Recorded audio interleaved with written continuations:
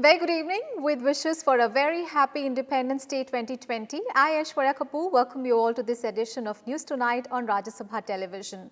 All news and updates on Prime Minister Narendra Modi's speech today and muted celebrations across the country amid the COVID-19 pandemic and much more coming up ahead.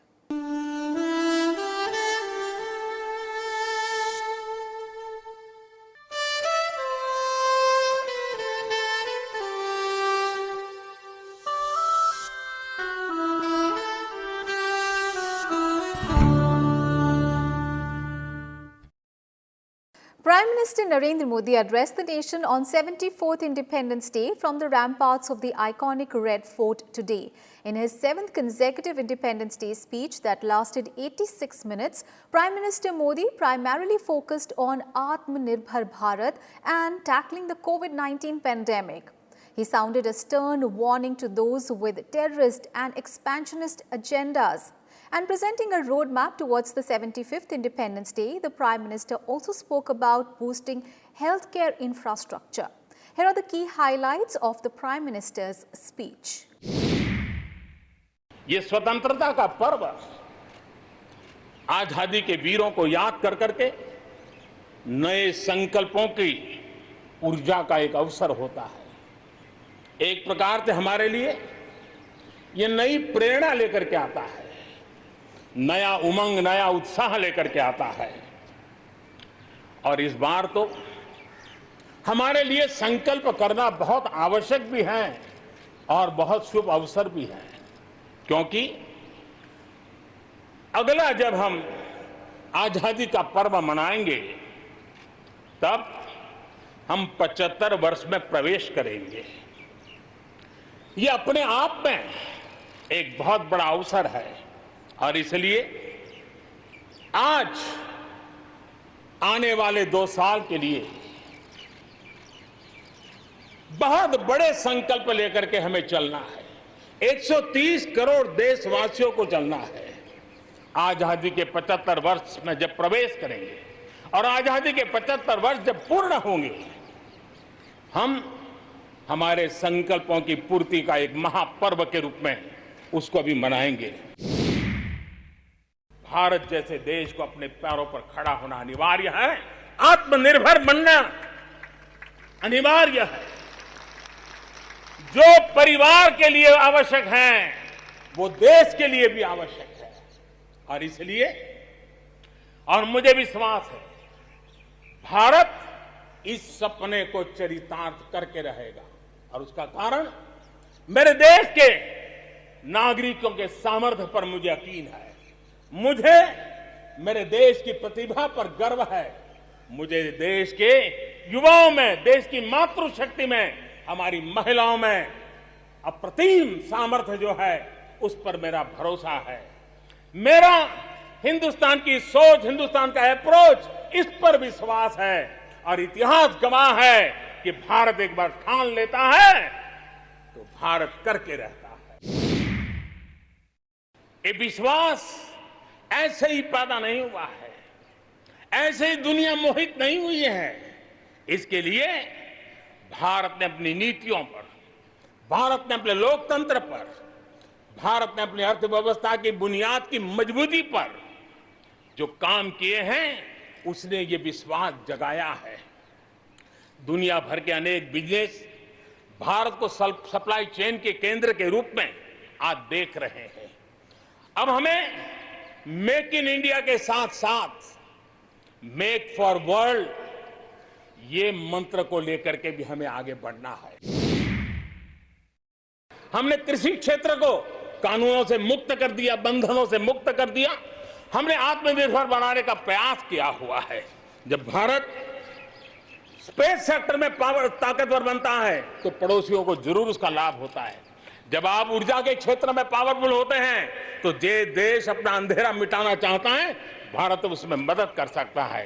देश के जब health sector का infrastructure आत्मनिर्भर हो जाता है तो विश्व के अनेक देशों को टूरिज्म के रूप में, हेल्थ डेस्टिनेशन के रूप में भारत उनकी पसंदीदा बन सकता है।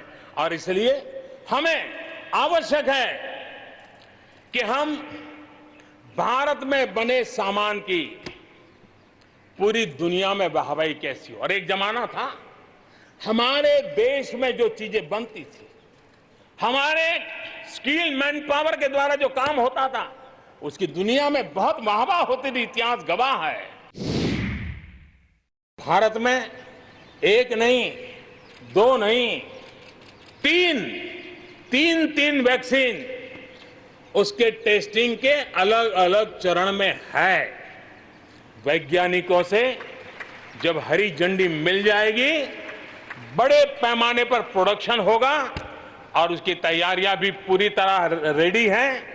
और तेजी से प्रोडक्शन के साथ वैक्सीन हर भारतीय तक कम से कम समय में कैसे पहुंचे, उसका खाका भी तैयार है, उसका रूपरेखा भी तैयार है। भारत इस सपने को चरितार्थ करके रहेगा और उसका कारण मेरे देश के नागरिकों के सामर्थ्य पर मुझे यकीन है। मुझे मेरे देश की प्रतिभा पर गर्व है।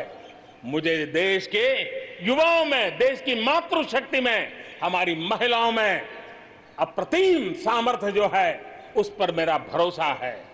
मेरा हिंदुस्तान की सोच, हिंदुस्तान का अप्रोच, इस पर विश्वास है। और इतिहास गवाह है कि भारत एक बार ठान लेता है तो भारत करके रहता है। और इसी के कारण जब हम आत्मनिर्भर की बात करते हैं तो दुनिया को भी उत्सुकता भी है, भारत से अपेक्षा भी है। और इसलिए हमें उस अपेक्षा को पूर्ण करने के लिए अपने आप को योग्य बनाना बहुत आवश्यक है। हमें अपने आप को तैयार करना बहुत आवश्यक है। भारत के चिंतन में भारत जैसे विशाल देश, भारत युवा शक्ति से भरा हुआ देश, आत्मनिर्भर भारत की पहली शर्त होती है आत्मविश्वास से भरा हुआ भारत। लक्षावधि कोरोना वॉरियर्स, चाहे डॉक्टर हो, नर्सिस हो, सफाई कर्मी हो, एम्बुलेंस चलाने वाले लोग हो, किस किस के नाम गिनाऊंगा।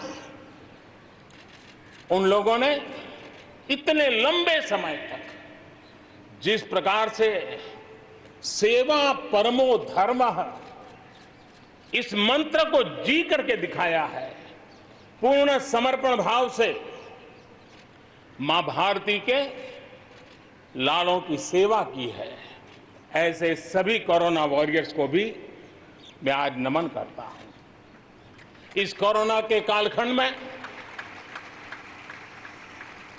अनेक हमारे भाई बहन इस कोरोना के संकट में प्रभावित हुए हैं। कई परिवार प्रभावित हुए हैं। कईयों ने अपनी जान भी गंवाई है।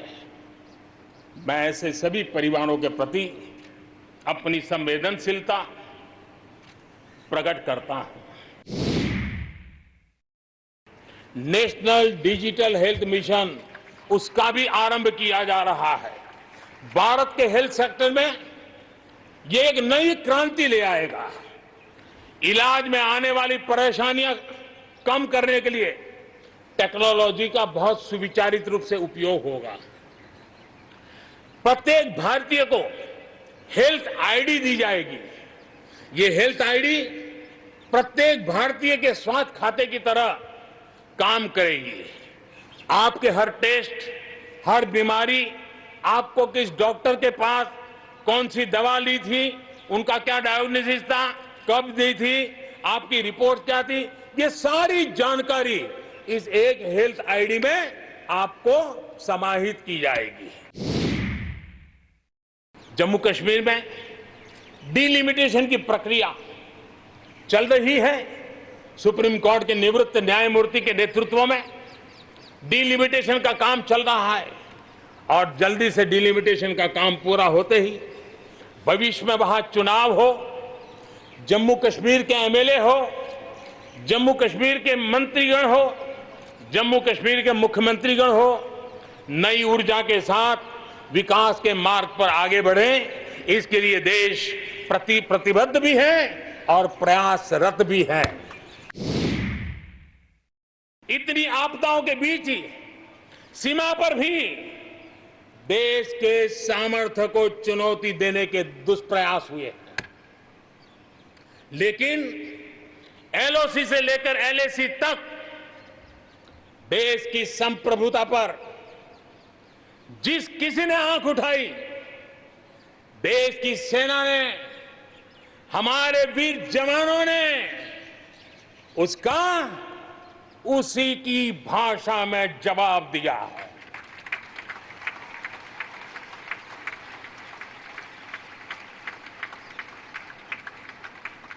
भारत की संप्रभुता की रक्षा के लिए पूरा देश एक जोश से भरा हुआ है। आतंकवाद हो या विस्तारवाद, भारत आज डटकर मुकाबला कर रहा है। आज दुनिया पर का भारत पर विश्वास और मजबूत हुआ है।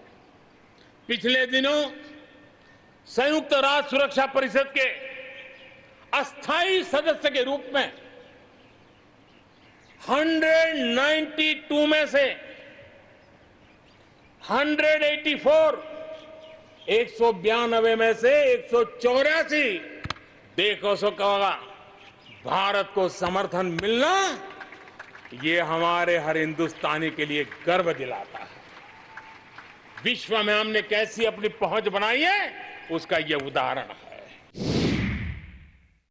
बहुत ही अल्प समय में नई साइबर सुरक्षा रणनीति, इसका एक पूरा खाका देश के सामने आएगा। आने वाले समय में सब इकाइयों को जोड़ करके हम इस साइबर सिक्योरिटी के अंदर सबको एक साथ चलना पड़ेगा। उसके लिए आगे बढ़ने की रणनीति बनाएंगे। 6 लाख से अधिक गांवों में हजारों लाखों किलोमीटर ऑप्टिकल फाइबर का काम चलाया जाएगा और हमने तय किया है 1000 दिन में 1000 दिन के अंदर अंदर देश के 6 लाख से अधिक गांवों में ऑप्टिकल फाइबर नेटवर्क काम पूरा कर दिया जाएगा। हमसे जमीन से जुड़े हो या समंदर से, अपने संबंधों का हम सुरक्षा, विकास और विश्वास की साझेदारी के साथ जोड़ रहे हैं। भारत का लगातार प्रयास है कि अपने पड़ोसी देशों के साथ हम अपने सदियों पुराने सांस्कृतिक, आर्थिक और सामाजिक रिश्तों को और गहराई दें। दक्षिण एशिया में दुनिया की 1/4 जनसंख्या रहती है। हम सहयोग और सहभागिता से इतनी बड़ी जनसंख्या के विकास और समृद्धि की अनगिनत संभावनाएं पैदा कर सकते हैं।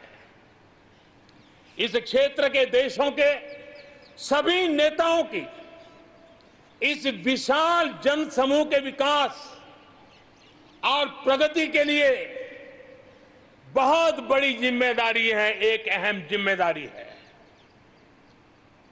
उसे निभाने के लिए दक्षिण एशिया के इन सभी क्षेत्र के सभी लोगों को, राजनेताओं को, शासकों को, बुद्धिजीवियों को भी मैं आह्वान करता हूं, इस पूरे क्षेत्र में जितनी शांति होगी, जितना सौहार्द होगा, उतनी ही ये मानवता के काम आएगी, मानवता के हित में होगा। दिखाया है कि पर्यावरण के साथ संतुलन रखते हुए भी तेज विकास संभव है। आज भारत वन वर्ल्ड, वन सन, वन ग्रिड के विजन के साथ पूरी दुनिया में को खास करके सूर्य ऊर्जा के क्षेत्र में प्रेरित कर रहा है। रिन्यूएबल एनर्जी के उत्पादन के मामले में आज भारत दुनिया के 5 टॉप देशों में अपनी जगह बना चुका है। प्रदूषण के समाधान को लेकर भारत सजग भी है और भारत सक्रिय भी है। स्वच्छ भारत अभियान हो, धुआं मुक्त रसोई गैस की व्यवस्था हो, एलईडी बल्ब का अभियान हो, सीएनजी आधारित ट्रांसपोर्टेशन की व्यवस्था हो, इलेक्ट्रिक मोबिलिटी के लिए प्रयास हो, हम कोई कसर नहीं छोड़ रहे हैं। पेट्रोल से प्रदूषण को कम करने के लिए इथेनॉल उत्पादन उसको बढ़ाने पर और उसके इस्तेमाल पर बल दिया जा रहा है। 5 साल पहले हमारे देश के अंदर इथेनॉल की क्या स्थिति थी? 5 साल पहले हमारे देश में 40 करोड़ लीटर उत्पादन होता था। आज 5 साल में 5 गुना हो गया और आज 200 करोड़ लीटर इथेनॉल हमारे देश में बन रहा है, जो पर्यावरण के लिए बहुत उपयोगी हो रहा है। And President Ramnath Kovind paid tributes to martyrs at the National War Memorial in New Delhi on India's 74th Independence Day.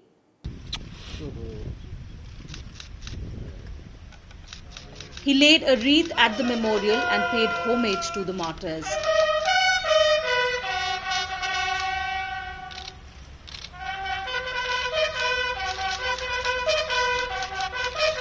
Defence Minister Rajnath Singh, Chief of Defence Staff General Bipin Rawat and the 3 service chiefs were also present on the occasion.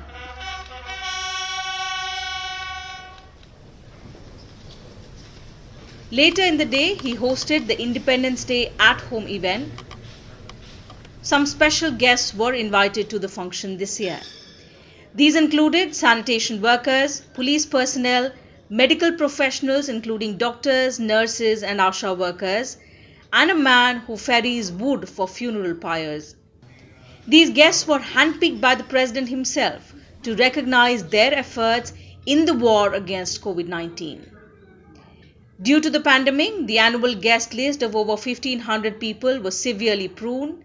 This year, around 100 people, including 26 Corona warriors, were invited for the annual event. Vice President M. Venkaiah Naidu, Prime Minister Narendra Modi, several union ministers and other dignitaries were also present at the President's at-home event. मैं हमारे doctors, nurses, स्वास्थ्य कर्मी, police personal, यहाँ तक कि sanitation workers सभी हम लोगों ने पिछले 4 माह के दौरान देखा होगा इनके कार्यों को, और मैं कह सकता हूँ इनके कार्यों को जितना सराहा जाए वो कम है। On the eve of Independence Day, the President also approved gallantry awards for defence personnel, including the Shaurya Chakra to 3 from the Army for counter-terrorist operations in Jammu and Kashmir. The Shaurya Chakra is awarded for gallantry other than in direct action with the enemy. Sena Medal Gallantry to 60 Army personnel, Nausena Medal Gallantry to 4 from the Navy, and 5 Vayu Sena Medal Gallantry for the Air Force were also approved by the President, in addition to 19 mention in dispatches to Army personnel for their significant contributions in different military operations, which include 8 posthumous for Operation Meghdoot and Operation Rakshak. And Vice President M. Venkaiah Naidu remembered the unsung heroes of the country on Independence Day. In a Facebook post, he said, "Remember with gratitude the countless men and women whose sacrifices and selfless efforts brought us freedom, the fruits of which are being reaped by us as citizens of a sovereign and vibrant parliamentary democracy." He added that in our commitment to build a new India, Antyodaya and Sarvodaya must serve as the main principles of our journey forward. There should be no homeless people in India by 2022, the 75th year of India's independence. Every citizen must have access to education, employment, health facilities, clean food and drinking water, as well as good sanitation. We all must work with renewed vigor and determination to eradicate poverty, end social and gender discrimination, and eliminate corruption. Due to the coronavirus pandemic, states too celebrated Independence Day in a subdued manner. Delhi Chief Minister Arvind Kejriwal hoisted the national flag at the Delhi Secretariat. Addressing officials and corona warriors who had been invited on the occasion, Kejriwal said the pandemic situation is under control in the national capital. He also announced that schools would not be opened until COVID-19 is brought completely under control. Jammu and Kashmir Lieutenant Governor Manoj Sinha hoisted the national flag in capital Srinagar. In his speech, Sinha observed that the 2019 constitutional changes had led to 50 important decisions to usher in a new era of normalcy and development in Jammu and Kashmir. The chief ministers of Uttar Pradesh, Bihar, Odisha, Maharashtra and Karnataka also unfurled their national flag in their state capitals while following social distancing norms with fewer dignitaries in attendance. And leaders from across the world wished India on its 74th Independence Day. U.S. Secretary of State greeted India, calling the country America's friend. Mike Pompeo wrote, "On behalf of the government of the United States of America and the American people, I extend greetings and best wishes to the people of India on your Independence Day." Australian Prime Minister Scott Morrison took to Twitter to wish India. Extending wishes, he said, the deep friendship and partnership between Australia and India is founded on bharosa, samman and shared values. Russian President Vladimir Putin said the success achieved by India in economic, social and other spheres is widely acknowledged. Chinese ambassador to India, Sun Bidong, also tweeted. He said, "Congratulations to the Indian government and people on Independence Day 2020. Wish China and India, two great nations with ancient civilization, prosper together in peace and develop with close partnership." Nepal's Prime Minister KP Sharma Oli, who was among the first ones to wish India, extended his best wishes for more progress and prosperity of the people of India. Sri Lankan President Gotabaya Rajapaksa, while wishing the Prime Minister and the people of India, said, "In these challenging times, it is even more important to cherish the freedom and independence of our nations." Israel President Reuven Rivlin and Maldivian President Ibrahim Mohammed Solih also congratulated India. President Ramnath Kovind also thanked the President of Israel for his wishes and said, "We are touched by your warmth and kindness. India-Israel ties are growing from strength to strength." Prime Minister Modi responded to the greetings from leaders on Twitter and thanked them. Nepalese Prime Minister Sharma Oli also had a telephonic conversation with the Prime Minister. This year, Independence Day has been celebrated differently owing to the coronavirus pandemic. But not even a pandemic could dampen the spirit of freedom in every Indian. The armed forces celebrated Independence Day with pomp and fervor. Here are the visuals of Army hoisting the flag in Gurez in Jammu and Kashmir, to the 5 musical concerts by the Indian Armed Forces Band and more. झुकने न दूंगा इसको ये ऐलान है मेरा, झुकने न दूंगा इसको ये ऐलान है मेरा, ये देश मेरी जान है, ईमान है मेरा, है आन बान शान ये अभिमान है मेरा, है आन बान शान ये अभिमान है मेरा।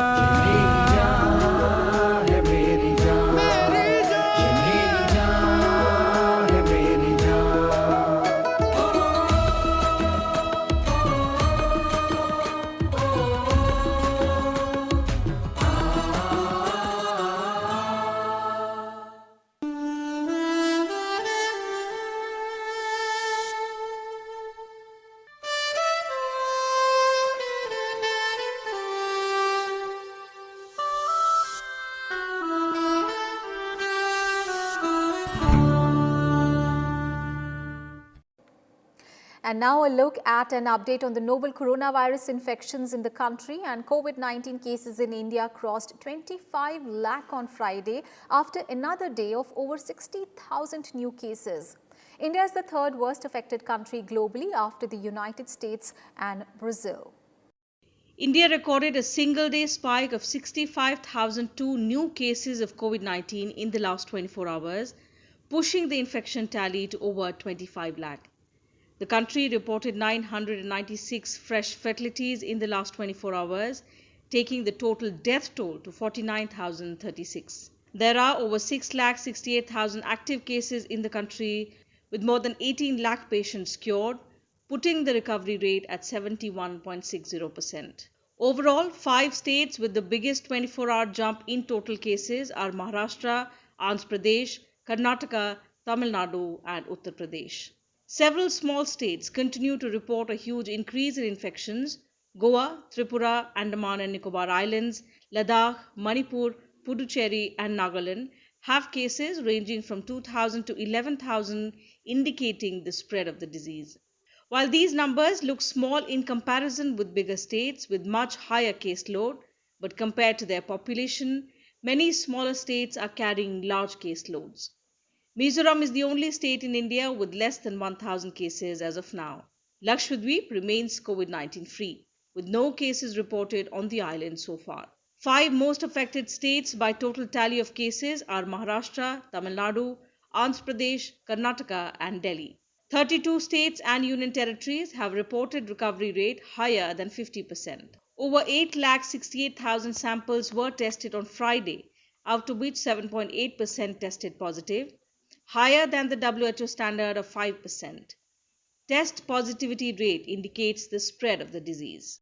And now an update on the condition of former President Pranab Mukherjee, who continues to be on ventilator support. His vital and clinical parameters are stable and he's being closely monitored by a team of specialists. The 84-year-old former president was admitted to the Army's Research and Referral Hospital in Delhi Cantonment on Monday and was operated upon for the removal of a clot in his brain. He had also tested positive for COVID-19. Mukherjee's office posted pictures of the former president unfurling the national flag on Independence Day in the past and wishing fellow citizens. It said, as he recuperates, let us repledge ourselves to a free, democratic and plural India that he stands for and hope he is back to celebrate these core values of our nationhood at the earliest. His daughter Sharmishta Mukherjee also tweeted pictures of Mukherjee unfurling the national flag in the past. And with that, we come to an end of this edition of News Tonight. Thanks so much for your time. Take care of yourselves and your families. Stay safe. Good night. Thank you.